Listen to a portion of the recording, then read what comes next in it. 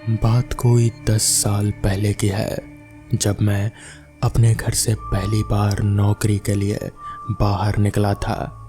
मैं लिखित परीक्षा और इंटरव्यू में बहुत अच्छे नंबरों से पास होकर अपनी पहली पोस्टिंग में राजगढ़ के एक छोटे से गांव में पहुंचा।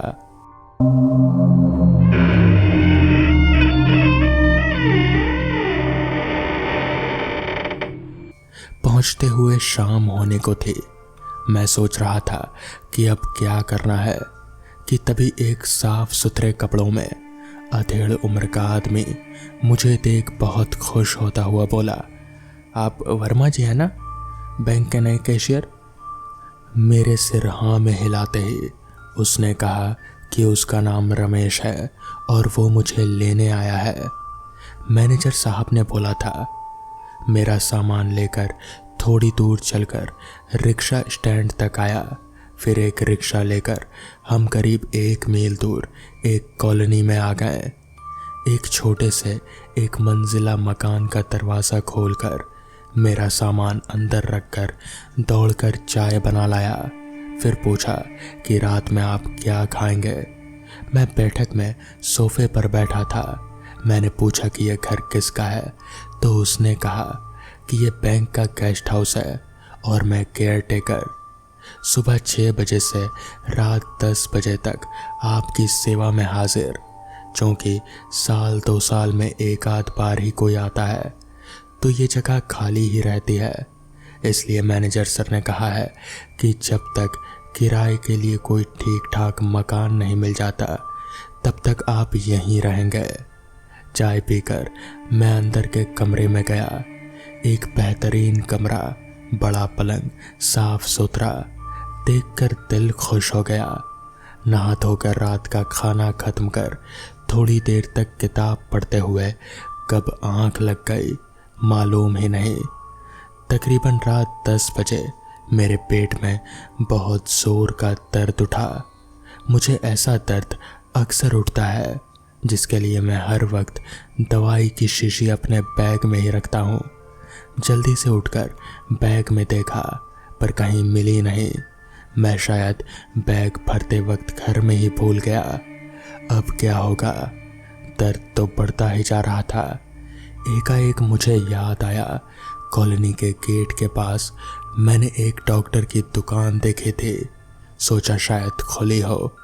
पास जाकर देखा तो दुकान खुली हुई ही थी और डॉक्टर साहब का नाम बोर्ड पर था, डॉक्टर अरुण अग्रवाल। सिर्फ एक आवाज़ देकर मैं अंदर पहुंच गया। देखा एक बहुत गंभीर पुरुष बेहतरीन काले कोट, सफ़ेद शर्ट और काली टाई पहने, आंखों पर मोटा चश्मा, कुछ पढ़ रहा था। मुझे देखते ही बहुत खरखराती सी आवाज़ में बोला, क्या हुआ, क्या तकलीफ है? मेरे बतलाते ही उन्होंने ठीक है कहा और फिर अपने पीछे की अलमारी से एक शीशी निकाली और उसमें से कुछ काले रंग का पाउडर सा निकाला और कहा, खा लो। आश्चर्य, पाउडर के गले में जाने के ठीक 1 मिनट के अंदर में ही दर्द पूरी तरह से गायब हो चुका था। मैंने पूछा, सर कितना हुआ? वो बहुत ज़ोर से डांट कर बोले, डॉक्टर अरुण को पैसे देगा, चल भाग। मैं भागकर क्लिनिक से बाहर आ गया और फिर घर आकर सो गया।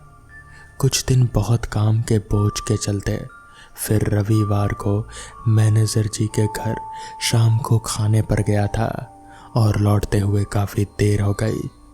रिक्शा लेकर लौटते हुए देखा डॉक्टर अरुण की क्लिनिक खुली हुई थी, सो वहीं रिक्शा छोड़ दिया। अंदर से बहुत से लोगों की हंसी की आवाज़ आ रही थी। जैसे ही मैंने अंदर झांका तो मेरा दिल गले में आ गया। डॉक्टर अरुण के साथ 3 इंसानी कंकाल थे जो बातें कर रहे थे और ज़ोर ज़ोर से हंस रहे थे। कोई एक्सरसाइज कर रहा था तो कोई बैठा बातों में मशगूल था। मैं तेजी से अपनी जान बचाकर भाग निकला। घर पहुंचकर देखा घर खुला हुआ ही था और खान सामा भी बैठा था। मेरी हालत देख खान सामा तेजी से पानी लाया और फिर उसने मुझे चाय बना कर दिया। चाय पीकर मैं कुछ आराम महसूस कर पाया। मेरी हालत देख खान सामा ने पूछा, साहब क्या हुआ? मैंने उसे पूरी कहानी सुना दी तो उसने पूछा, कौन डॉक्टर अरुण? मैं बहुत समझाता रहा पर वो समझ नहीं पाया। अगले दिन ऑफिस में मैनेजर साहब ने पूछा, क्यों खान सामा बतला रहा था कि आप कहीं कुछ देखकर घबरा गए थे? मैंने अपने पहले दिन की कहानी से लेकर पिछले रात तक की सारी बातें खोल कर बतलाई। वो एकदम चुप हो गए। शाम तक उन्होंने मुझसे कोई बात नहीं की। शाम को सब जब जाने लगे तो वो मेरी कैबिन में आए और बैठ गए। थोड़ी देर में चपरासी चाय ले आया। चाय पीते हुए मुझसे बोले कि आज से कोई 10 साल पहले की बात है। इस जगह डॉक्टर अरुण की टक्कर का कोई दूसरा डॉक्टर नहीं था। वो लोगों को जो भी दवाई देते हैं कभी भी पैसे नहीं लेते हैं। एक बार जब बरसात के समय बहुत बड़ा तूफान आया तब डॉक्टर साहब अपने क्लिनिक में 4 मरीजों के साथ बैठे थे। अचानक एक बिजली कड़की और क्लिनिक के सामने वाले पेड़ पर गिरी। बहुत बड़ा पेड़ पूरी तरह से जलता हुआ उनकी क्लिनिक के ऊपर गिरा और वो 5 ही नहीं निकल पाए और वहीं जलकर राख हो गए। तब से आज तक रात में कई लोगों ने उस क्लिनिक को खोला और उन लोगों के साथ डॉक्टर अरुण को बैठा पाया है। वो लोग हंसी मजाक करते रहते हैं पर तुमने तो देखा ही नहीं बल्कि उनसे दवाई लेकर भी खाई है। विश्वास करे या नहीं मगर ये बात सच है। आज इतने साल हो गए मुझे फिर कभी भी पेट में दर्द नहीं हुआ। तो दोस्तों ये थी आज की पहली कहानी। तो चलिए बढ़ते हैं आज की दूसरी कहानी की ओर। मनोहर पुलिस को दहलीज पर रोके खड़ा घूर रहा था। वो गुस्से से बोला, इसका क्या मतलब इंस्पेक्टर कामत? आप तो बेवजह मेरे घर में घुस रहे हैं और हम पर ऐसा आरोप लगा रहे हैं। इंस्पेक्टर कामत के चेहरे पर वही सर्द भाव बने रहे। वो बोले, मेरे पास वारंट है आपके घर की तलाशी की, ये लीजिए। कामत ने वारंट मनोहर को थमा दिया और कहा, इसलिए अच्छा होगा कि आप हमारा रास्ता ना रोकें और हमें जांच करने दें, नहीं तो आपके ऊपर भी कार्रवाई हो सकती है। वारंट देख मनोहर की शक्ल से हवाइयाँ उड़ गई।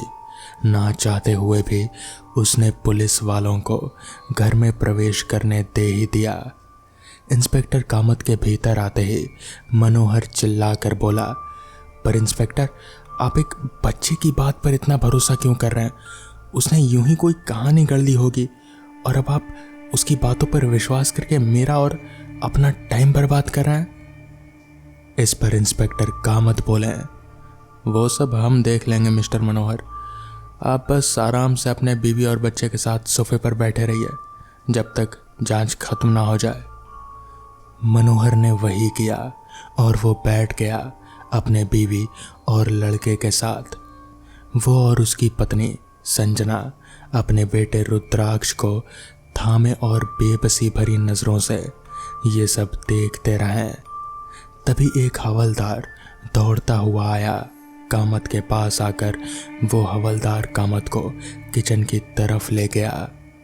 ये देख ना जाने मनोहर को क्या हुआ, वो उठ खड़ा हुआ और सीधे किचन की तरफ भागता हुआ गया। वो इंस्पेक्टर कामत और उस हवलदार से पहले ही किचन में दाखिल हो गया और उसने फौरन ही एक बड़े से किचन नाइफ को उठाकर कामत की तरफ करते हुए कहा, इंस्पेक्टर एक कदम भी आगे मत बढ़ाना, अभी निकल जाओ मेरे घर से, वरना। इतना कहकर उसने कामत की तरफ से वो चाकू हटाकर अपने गले पर रख लिया और कुर्राते हुए बोला, वरना मैं खुद की जान ले लूंगा। इस समय तक बाकी पुलिसकर्मी भी किचन के बाहर जमा हो चुके थे। संजना भी आ चुकी थी और अपने पति को ये हरकत करता देख वो चीख पड़ी। पर कामत पर उसकी इस धमकी का कोई असर नहीं हुआ। वो अपनी जगह पर ही बिल्कुल जमा खड़ा मनोहर को ही देखता रहा और फिर बोला, मनोहर, उस चाकू को नीचे फेंक दो और अपने गुनाहों को कबूल कर लो। इसी में तुम्हारी और तुम्हारे पूरे परिवार की भलाई है। पर मनोहर की आंखों में सनक भरी हुई थी। उस पर इस चेतावनी का कोई असर नहीं हुआ। वो कामत की बात का जवाब देने ही वाला था कि तभी किचन में कहीं से एक आवाज आई जिसने मनोहर का ध्यान भटका दिया। और तभी कामत ने फुर्ती दिखाते हुए मनोहर के हाथ से उसका चाकू उछाल दिया और उसे दबोच लिया।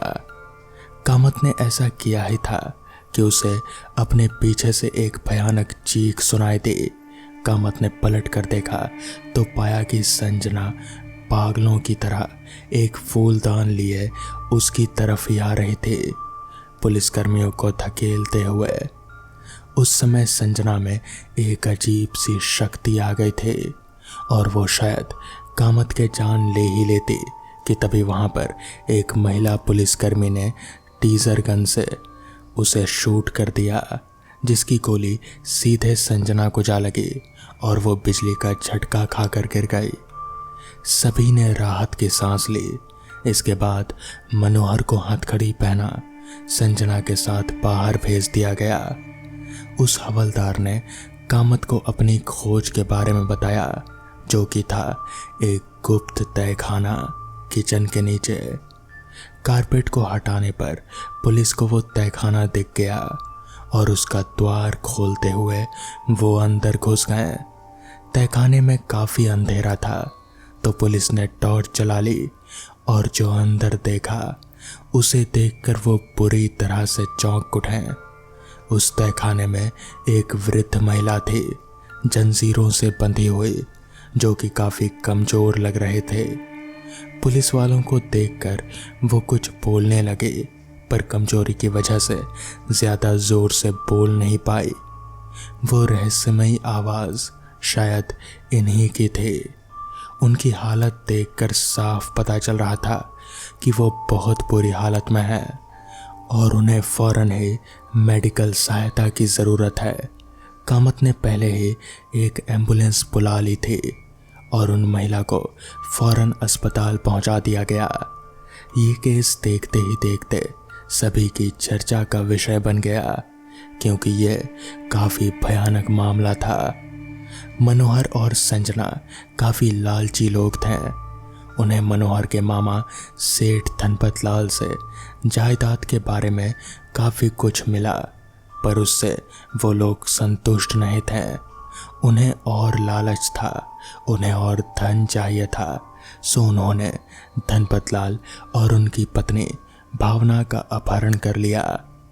मनोहर और संजना ने बड़ी ही प्लानिंग करी थी और उन्होंने आसानी से इन दोनों की गुमशुदगी को कार दुर्घटना में हुई मौत से तब्दील कर दिया।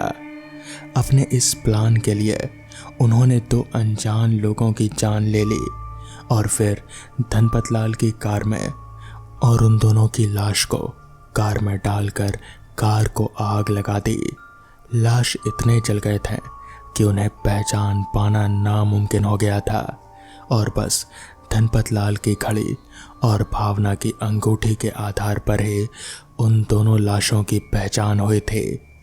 वहीं दूसरी ओर मनोहर और संजना छुपकर धनपत लाल और भावना को अपने घर ले आए और तहखाने में उन्हें बंद कर दिया।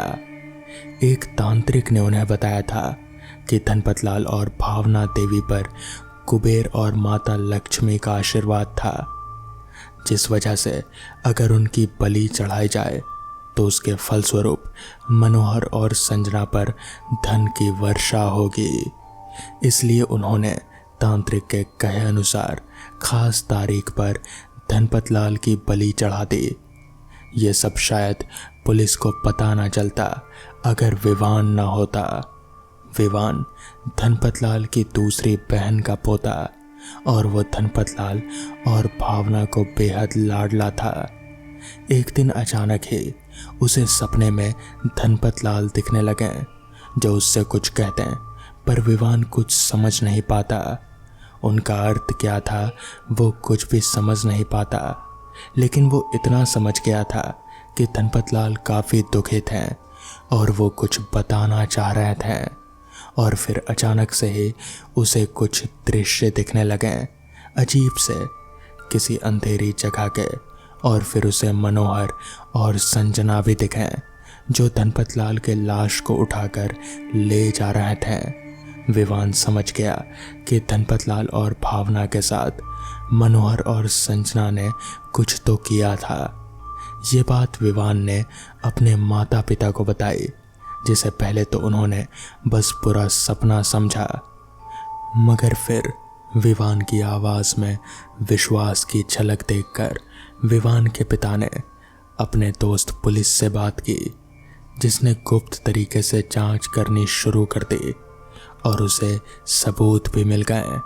जिस सड़क पर दुर्घटना हुई थी धनपत लाल और भावना की, उसी सड़क के सीसीटीवी में मनोहर और संजना भी दिखे थे उन दोनों का पीछा करते हुए।